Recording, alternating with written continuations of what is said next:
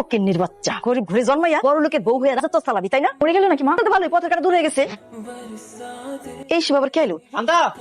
সর্বনাশ মা, অনেক ভাই চলে এসেছে। এই সময় করে কি করে? চল করে ধরে আমরা উঠাই।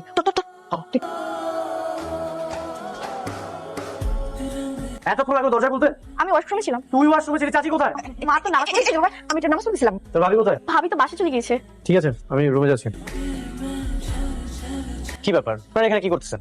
এমনি এলাম, তোমার কিছু লাগবে কিনা? আমার কিছু লাগবে না। আচ্ছা, আমি একটু তোর বাসায় যাচ্ছি। আচ্ছা।